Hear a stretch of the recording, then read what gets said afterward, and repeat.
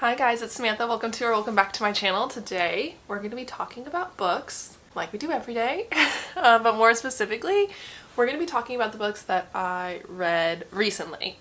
So I'm not going to claim this is a March wrap up because there's no way I read all these books in 1 month. This is like a February March wrap up. Basically I did not read that much in February and I just wasn't in the mood to do a wrap up. So I decided, halfway through the month that I was just going to combine everything together and we were just going to sit here and talk about books for a while. I don't think you guys are going to complain. I'm not going to complain about reading a bunch of books, so that's where we're at right now. Also, I am sick, so fair warning.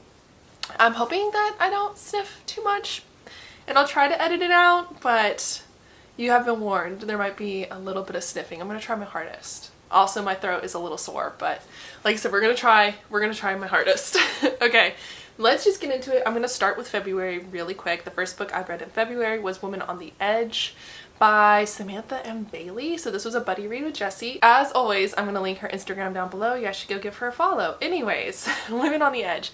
I don't like thrillers, but I'm going to tell you that I actually really appreciated this thriller. I think it's because Jessie picked it out.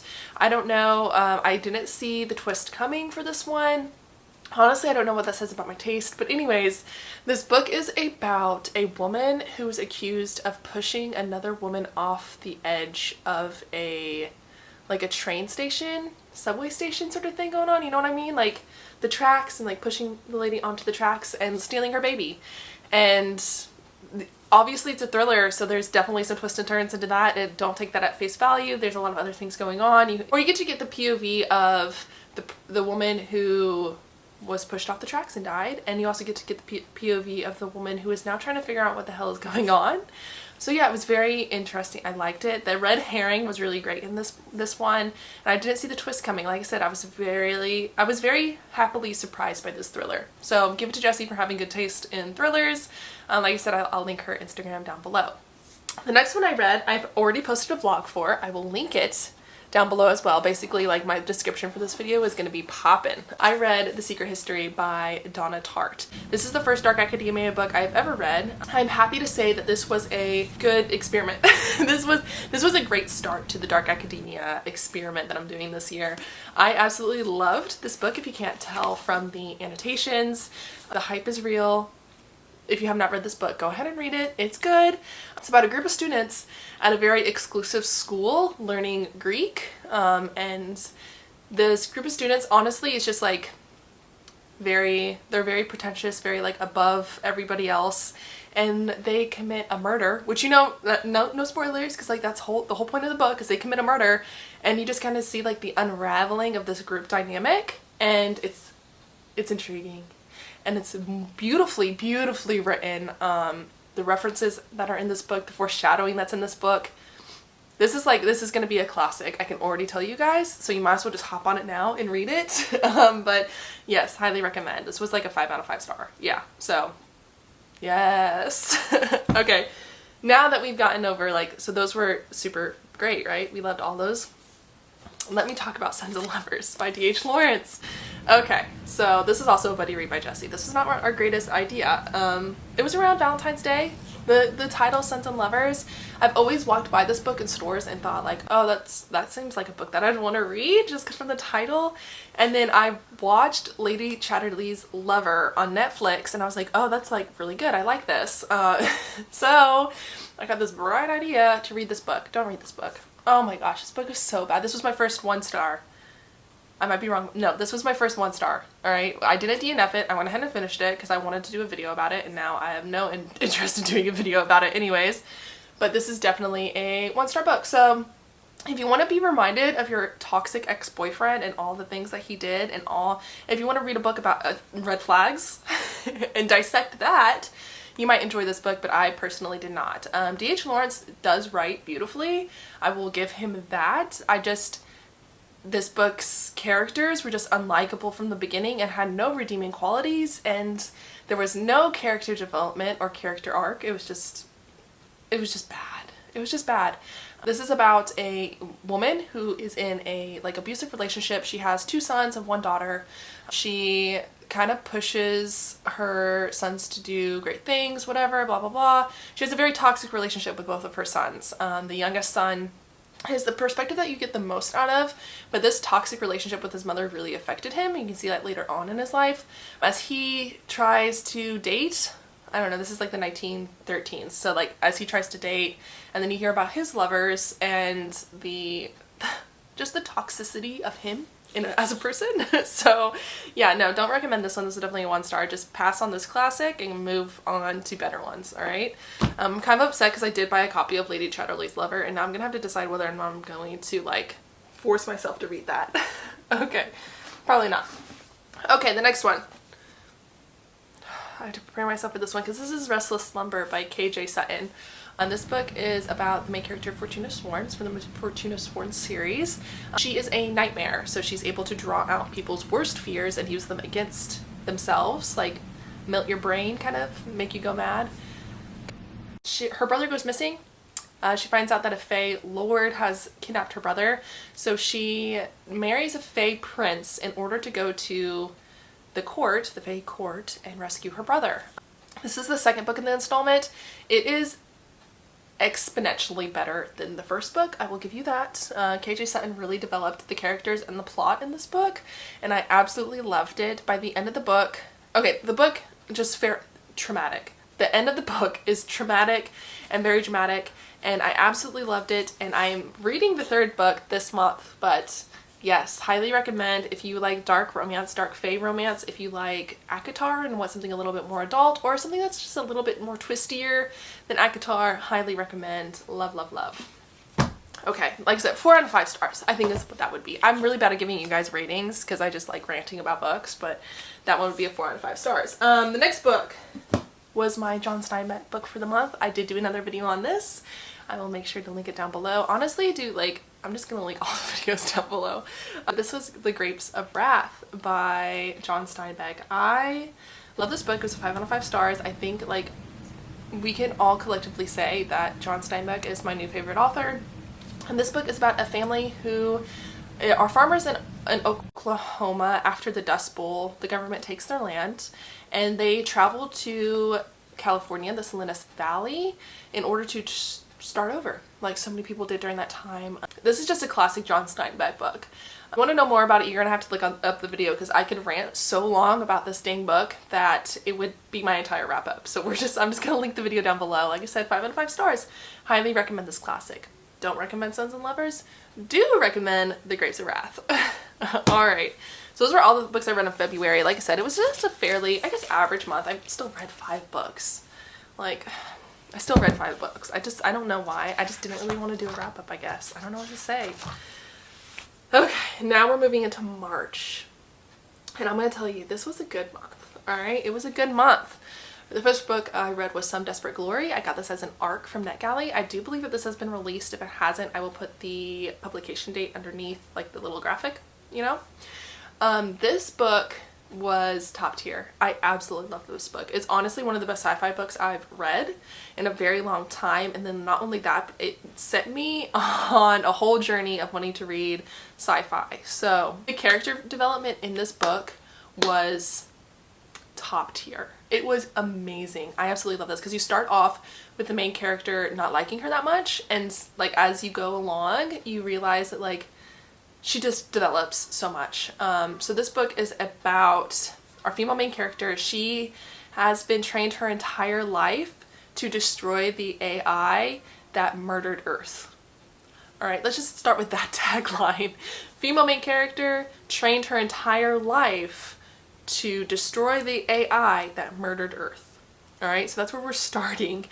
Basically, she gets to the point where she is assigned her task or her job, and she is assigned as a baby maker. I can't remember the exact title, but basically she is assigned as baby maker because we're in like a dystopian sort of age period where Earth was murdered, so there's not that many humans. So instead of being the warrior that she has been training to be, and everyone has told her that she's going to be, she is instead put into the, I forget what they call it, the baby ward. All right. Instead of doing this, she decides to jump ship, and once she jumps ship, she realizes that not everything is what it seems, and it is amazing. I love this book. Highly recommend. I think I discussed this in my TBR, but like as far as sci-fi goes, I think this is a very introductory sci-fi. I think that if you don't read sci-fi very much, you could still read this book and really enjoy it for what it is. It takes place outside of our galaxy, but the technology is very familiar. The language is very familiar. The dynamics are very familiar. So if you're just starting off with sci-fi, or you kind of just want to see if sci-fi is something that you could like, highly recommend this one. Also would recommend Gideon the Ninth. Just saying. All right. I would recommend Gideon the Ninth on like a regular day. All right. The next book. Dun dun dun. I finally read The Eye of the World. I have had this book for 3 years now. Finally read it. This was a buddy read with Megan. I will link her booktube down below. This took us like I think like 2 months to read. I'm not gonna lie to you. It was slow going, but it's not bad. I didn't mind it. I will say that this is like your classic fantasy. So I'm talking like the chosen one, the chosen one trope, the magical object trope, the ultimate evil versus the ultimate good trope. There's witches, wizards, assassins, dark creatures, a quest-like story. So if you're hankering for a very traditional fantasy book, highly recommend. I think it dragged on just a little bit too much for my personal taste. I did find myself skimming because some things felt very repetitive. I hear from my understanding, it gets better as you go along. This series is a little bit less rambling. I think this was just like Robert Jordan really trying to squeeze everything into this book as far as introducing you to the world, instead of realizing that he's got 14 books, right? I think as he like went along with the series, he realized like, you have time, you can tell us more without it feeling so repetitive and rambling. But I do want to clarify, it's like highly repetitive in the way that it's like, it made me feel like Robert Jordan was like, are you sure you got it? Are you sure you got it? Let me repeat it one more time. Are you sure you got it? But that's okay. Like I said, he didn't realize he was going to write like 14 more books in the series, right? Probably not at this point. But yes, this was good. 3 out of 5 stars. I think I'm going to continue on with the second book, only honestly because Megan wants to continue on too, and I'm game. I'm game. Next few books. I'm just going to group these together. If you guys don't know, I am trying to read the Throne of Glass series before Crescent City 3 comes out. There will be a vlog, so make sure you subscribe so you get notified when I post the vlog. This is my first time reading these books. And if you follow me on Instagram too, you kind of already know what I'm about to say. But this sent me spiraling. I'm not gonna lie to you. The first book, if you don't know, I wasn't like that impressed. It was very much like traditional YA assassin fantasy world. I think it was kind of trendy at the time when Sarah J Maas published that book. But I will tell you, Crown of Midnight steps it up 1000%, and I was blown away. And this is a 5 out of 5 star book, and I could not talk about it enough. My poor friends on Instagram, I'm sorry. I ranted about this book. I love this book. I literally read it in like 2 days, which is saying something for me. I'm a fairly slower reader, so like 2 days for a book, crazy. I mean, I stayed up late. I think okay, so let me just specify, like this book gave me the feelings of staying up until 2 a.m. and reading the book no matter the consequences.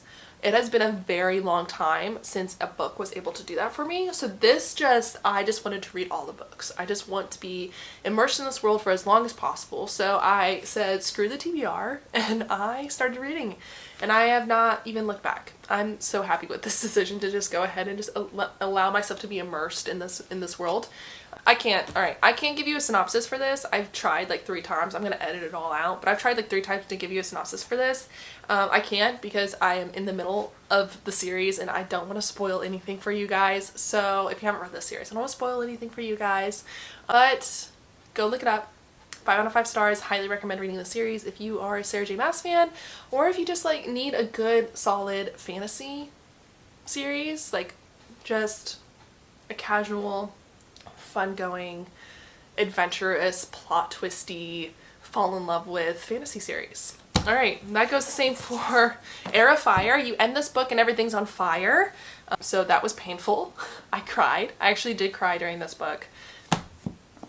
It's been a long time since I've had these feelings for a series. So The vlog should be pretty fun. And then The Assassin's Blade, which has made me fall in love with the main character even more, because this is a short story collection of her before the series. This is like a prequel to the series.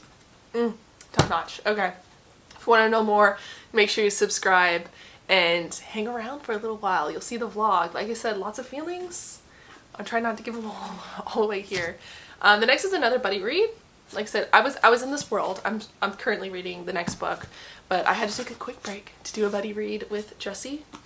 We read The Red Tent by, I don't know how to pronounce his name, but I'm pretty sure it's Anita Demott. Anyways, I love this. This made me so happy. This made me so proud to be a woman. Let me give you the synopsis. This is about Dinah. This references Old Testament. It's a story about Dinah. I believe in the Old Testament she literally gets like 2 lines, and this author decided to take her story and expand upon it. The red tent is in reference to the menstruation tent that women would go to in the Old Testament. When you started to menstruate, you would go to this tent with all the other women, and you guys would just commune together and go through this together. It's just her experience as being a daughter, a woman during this time, that men kind of dictated everything. It's about midwifery, about giving birth to babies, about being subjugated to the men's whims around them and how these women survived that. It's about love, grief, oh, so many beautiful things. Dinah is a star character. She is. She's a beautiful character, but if you need something that makes you feel really empowered, this is a good one. I'm not gonna lie. Really like this. Absolute chills. This is gonna be on my bookshelf for a long time to come. But yeah, definitely 5 out of 5 stars. Now that I'm talking about it, it has to be 5 out of 5 stars. You do know, if you're new here, I do like my biblical like retellings almost as much as I like Greek retellings. So this was definitely one that was for the books. I knew I was gonna like it. I can't help myself. I should honestly do an entire video on all of the biblical retellings that I love so much. If you're interested in something like that, make sure you comment down below. Anyways, that's it. I read all these books. 2 months. It's not actually that much, but I guess to your average reader it is. I should stop saying that. But anyways, I just wanted to take a moment to talk to you guys about the books that I read, because I honestly have not had a bad time reading lately, and I love that for myself. Hopefully you guys have done the same. If you read any good books recently that you want to recommend, please comment down below and tell me what they are. If you have any thoughts about these books as well, comment down below, like and subscribe so you can see more content. There should be more coming soon. But anyways, that's it, and I will talk to you guys later. Bye.